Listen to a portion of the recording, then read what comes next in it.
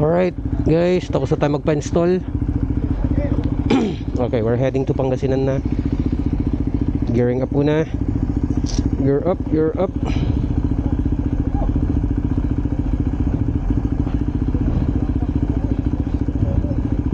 Okay, so sira na yung gloves ko. Okay, we got a new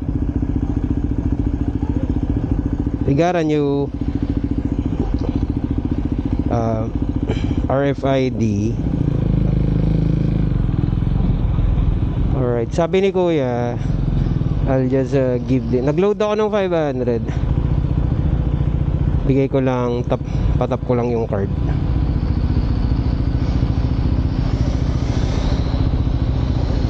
Tapos mamaya makalimutan na naman. Up.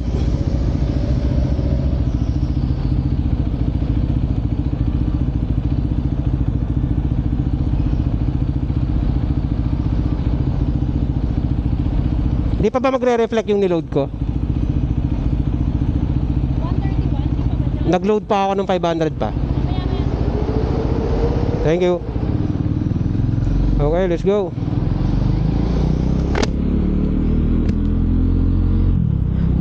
Hopefully mabasa na soon.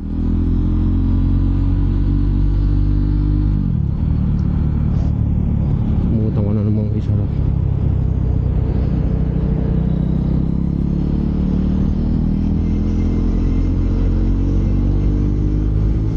Alright, let's go to Pangasinan. Okay, so kwento ko lang, nagpapalit ako ng account number kasi yung old account ko dito sa Duke, yung sticker di nababasa kasi nilagay sa may tapaludo. Then yung card nawala ko. So sabi ko, parang since papalitan naman siya ng panibago, ayun, tinanggal ko na lang yung sticker. Then bumili ako ng ganito, acrylic RFID holder para mabasa siya. So hopefully pag exit natin mababasa na siya. Kasi sobrang hassle yung lagi mong dala yung card. Ayun, tuloy nawala ko yung card ko. Kasi sobrang hirap yung ilalabas mo pa yung card mo, yung galing sa bulsa. Kahit nasa bulsa mo, kahit nasa bulsa ng jacket, naka-gloves ka. Pag naka-gloves ka kasi napakahirap gumalaw, napakahirap galawin. I don't know with other gloves, pero sa akin kasi medyo hapit kasi tong gloves ko eh. So yun. So I bought this, anong tawag na ito? RFID plate holder. So hopefully maging okay na siya pag exit natin. Then the problem there, hindi naman problem, hopefully maging okay na kasi sabi naman ni Ates, antayin na lang daw yung load. Okay, so you already have an account name but you need to change an account number. Kumbaga, since nawala ko yung card, RFID nawala rin, RFID sticker pinalitan ko kasi hindi nga nababasa. Same account name, new account number, wala kayong babayaran, so no payment. So ang mangyayari, kasi meron pa akong remaining 500 sa old account number ko.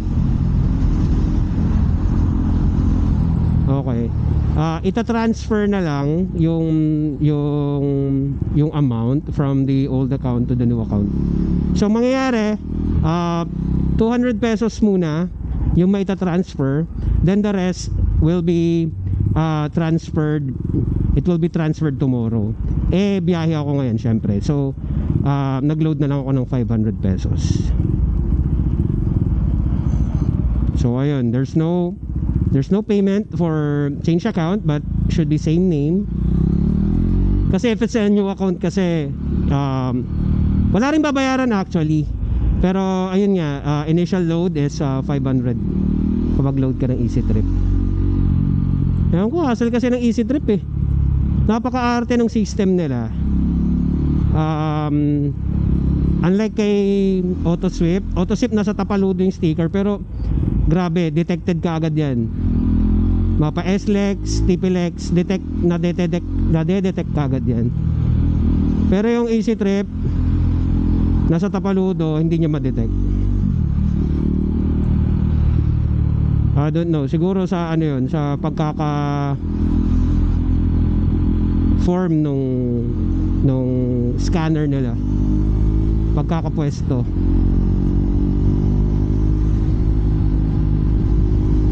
So we're here at NLEX. NLEX na tayo, hopefully we'll be there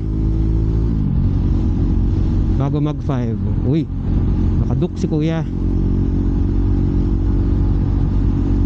Kuya, nakaduk. Duk 390. Okay oh.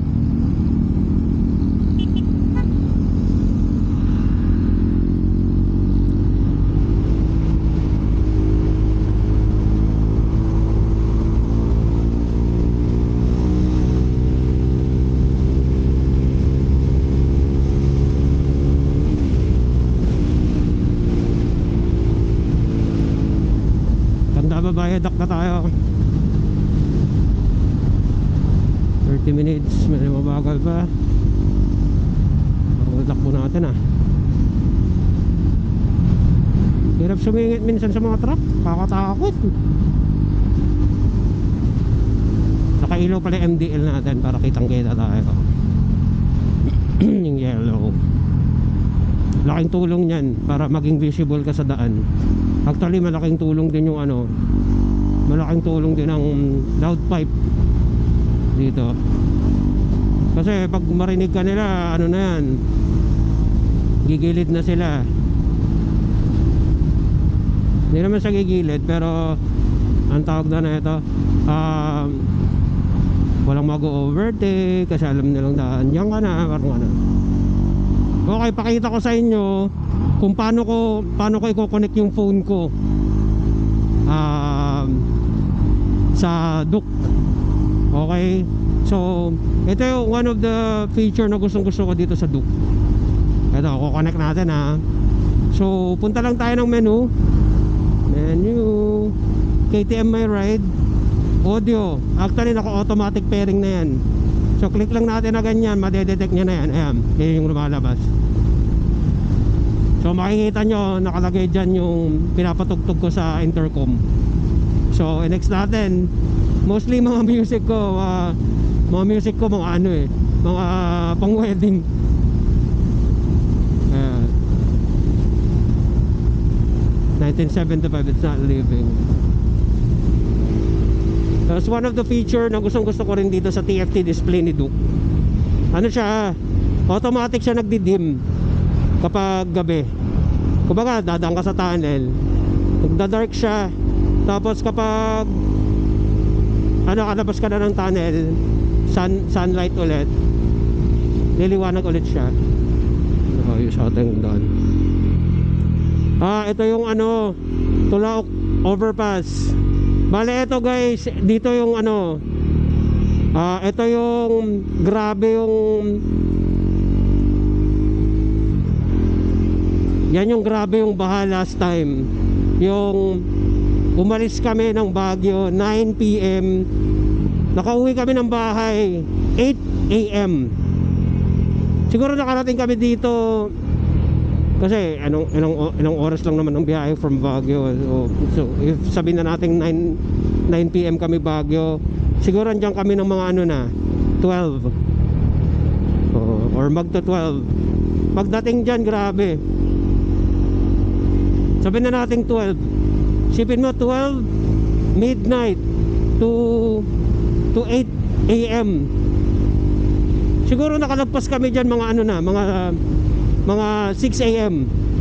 So isipin mo, that's 6 hours na traffic dito pauwi lang. Actually it's the same thing, ganun din yung traffic southbound, ganun din yung traffic northbound. So grabe yung hassle niyan that time. So ngayon naayos na nila. Kasi sabi nga nila nag-overflow daw kasi yung Pampanga River. So nadamay yan. So ang ginagawa nila, sinisip-sip nila yung ano, pinapasip-sip nila yung baha dyan, pero that's a slow process kasi there's a tendency pa rin kasi na babalik at babalik sa ano eh. Babalik at babalik siya sa ano niya, sa pagkakabaha.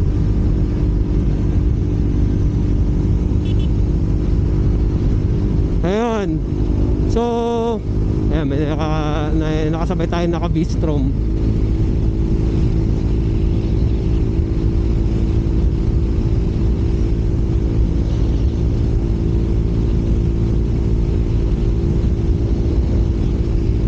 So, good thing inaayos na talaga nila. So, we're still at NLEX. Dapat na tayong San Fernando.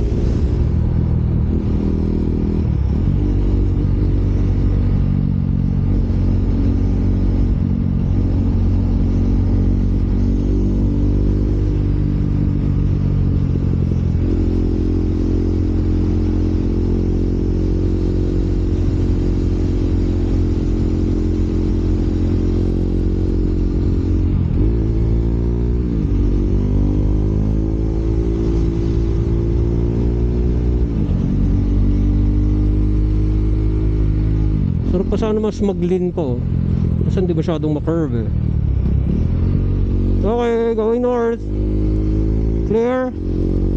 Oh yeah. Clark Airport. Ito ata yung mga ano, yung galing Bulacan na yung train going to Bulacan. I think so.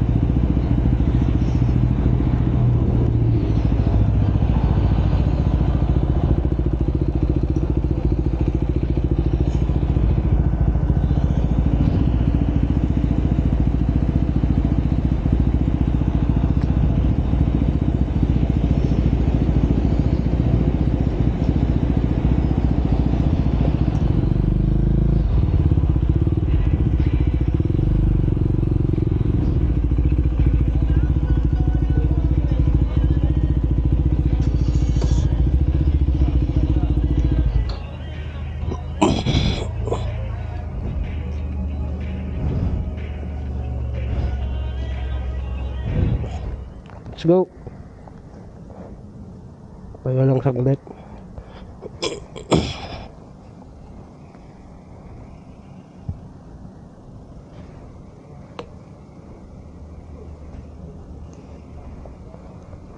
Let's go.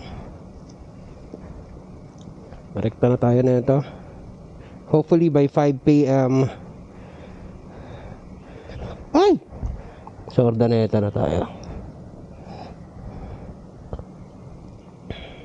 Sira na talaga yung gloves ko. Hindi ko pa nadidikit.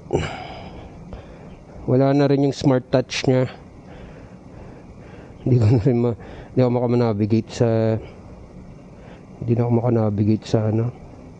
sa phone using my gloves. So each and every time kailangan ko siyang tanggalin if ever I need to, browse to my phone. Alright. Naubos ko lang yung thread ng Duke. Kasi I'm planning to buy a new one.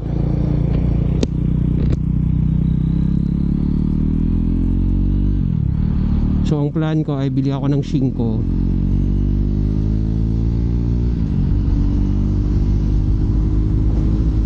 matching ko na tire.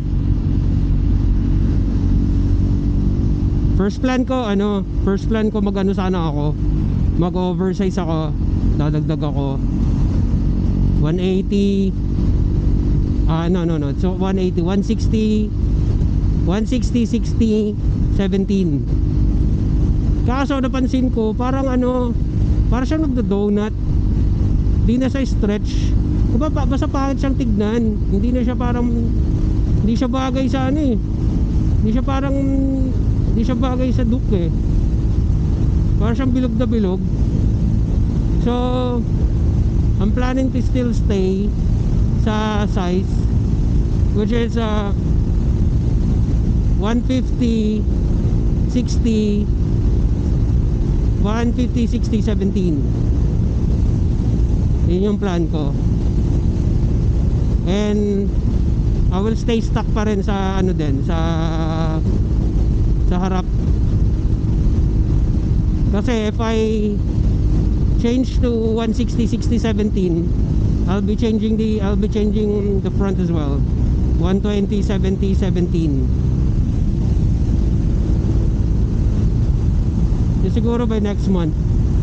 Kasi parang feeling ko kailangan ko rin palitan yung gulong ng gulong ni Potpot, ng expander.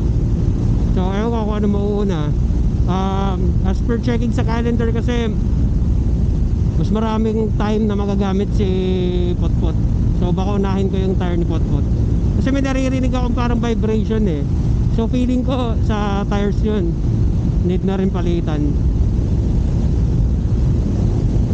Ito nakakatakot magpatakbo kasi may mga dyan sniper dyan sa mga ilalim ng mga overpass. Mostly by weekends meron yan. Kasi dami kasi talagang mga sasakyan ng mga ganong ng mga ganong araw. Hopefully ma-detect siya. Aray! Puta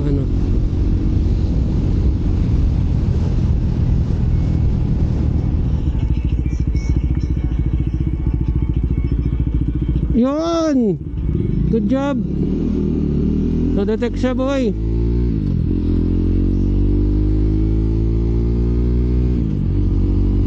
Thank you. Tipinex na tayo guys. Hindi ko alam kung exit tayo ng Carmen. Exit kaya tayong Carmen, no? Sayang wala na yung araw oh. Ganda sana yung bitang ng araw pag na-picturean ko. Kaso wala kasing doon. Wala kasing walang magandang doon. Walang magandang spot. Maganda pa rin talaga rito. Ito, pag pupunta kayo Moncada, San Manuel, Tarlac, yan, dito kayo sa Anao lalabas, mag-exit. And actually Anao is ito rin pinakamahabang gap between exit to exit. Yung Anao to Carmen, grabe, napakalayo yan. Grabe yung layo nyan.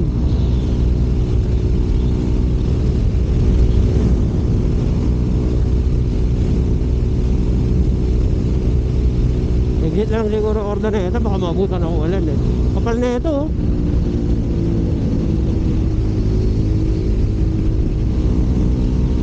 Taas ang hangin.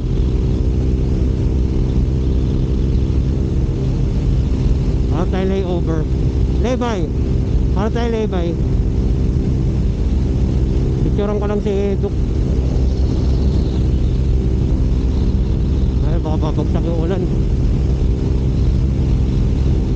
This is one of the best na view dito sa Tipilex.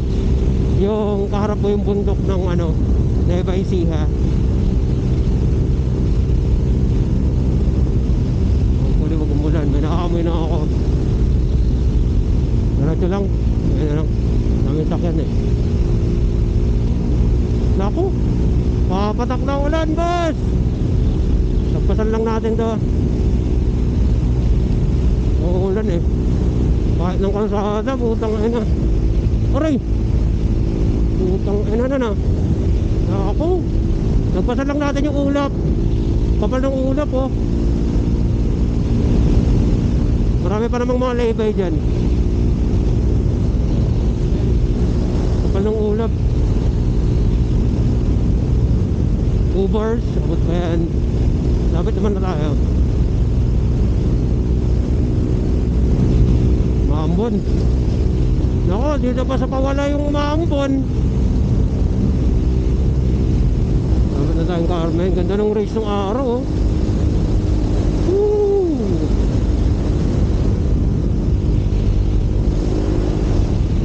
May laybay dito kasi hindi gaano kaganda. Doon pa rin talaga yung pinakapagandang laybay. Carmen Bridge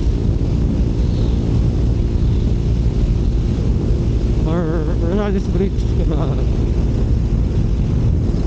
Doon yung ano, kulay ng Carmen. Exit sana ako Carmen. Kaso malamang traffic dyan. Kasi siyempre uwian. Kaya diretso na lang ako Ordaneta. Ordaneta tayo boys. 2% tayo bagas tayo mamaya. Ito hindi mo matatawarang view men. Ayan o. Damn.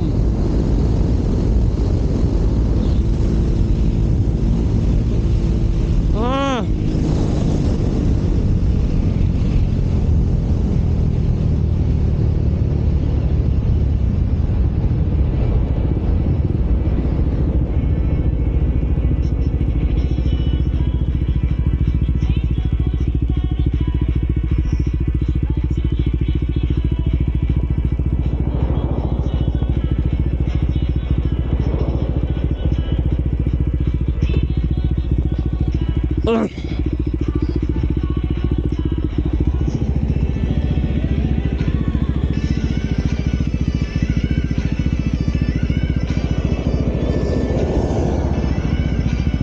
No power na ako.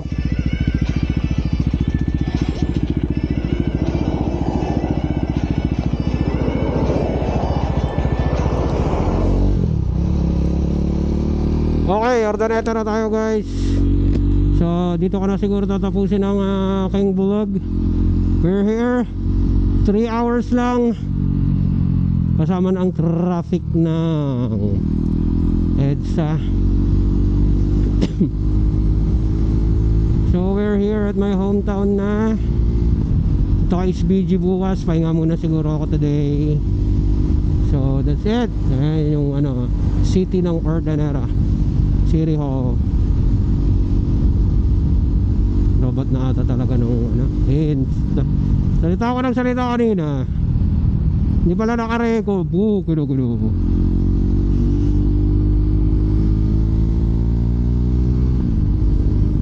Pagkas ako kanina, oy putik na yan, mas mura dito. Ay, same thing lang, 56.75, mas mura dun konti. Nagbura na po ang gas dito sa Ordaneta. Lowest is 56 for the premium. Siguro mas mura doon sa may ng Kamaliran. Kasi actually, andun talaga yung pinakamura. Mas mura dito, same thing lang, 55.75. Merienda muna siguro tayo, gugutom na ako. Kain muna tayo ng ano, Proven dyan. Then let's go home na para makapagpahinga.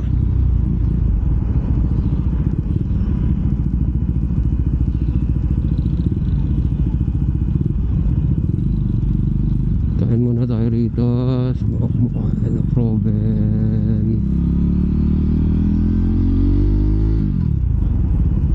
Kain muna tayo rito. Gugutom na ako.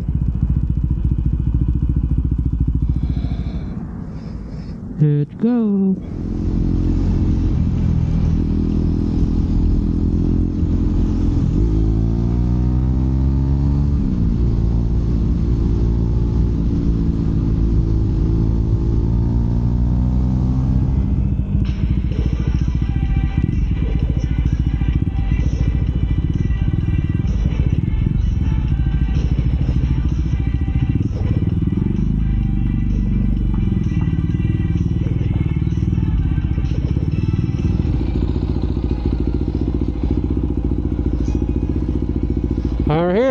Sauce na ako. Ito ko natatapusin guys. Thank you sa pagsubaybay.